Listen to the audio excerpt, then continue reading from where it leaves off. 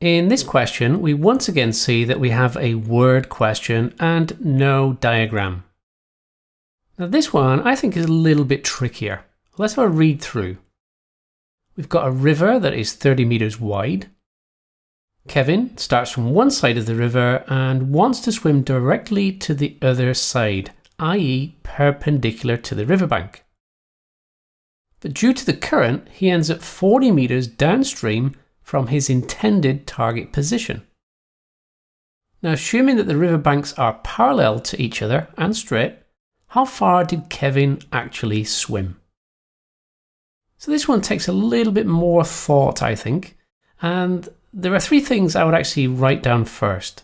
The first thing is the starting position. I would say let the starting position be A, or any other letter you want to choose. Let the intended finishing position be B, and let the actual finishing position be C. Now, once we have those three things, I think we can then go in to provide ourselves with a little bit of a sketch. So here's my river, and I know the starting position is A on one bank of the river. B is directly across from that starting point. So that's where Kevin intended to swim to. However, he ended up at point C. He was actually dragged along by that current.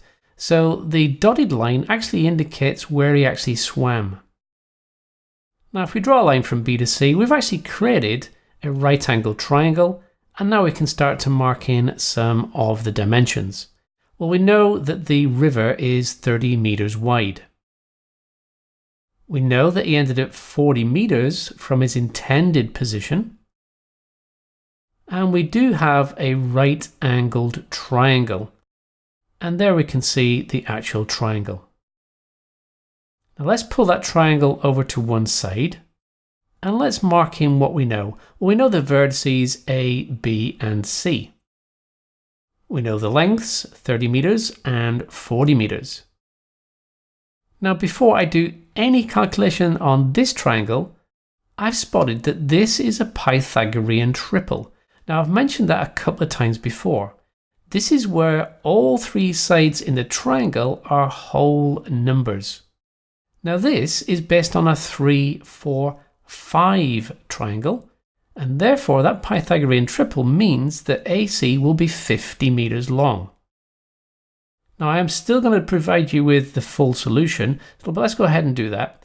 We need to find AC, and AC is the hypotenuse. So AC squared will be equal to the sum of the other two squares. In other words, AB squared plus BC squared. Now, let's pop in the measurements that we know. Well, we know that AB is 30 and BC is 40.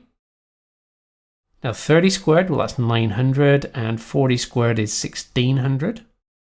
So AC squared will be equal to 2500. Now at this point I need to take the square root, and that will give me that AC is the square root of 2500, and therefore AC is 50. So Kevin, well, he actually swam 50 meters.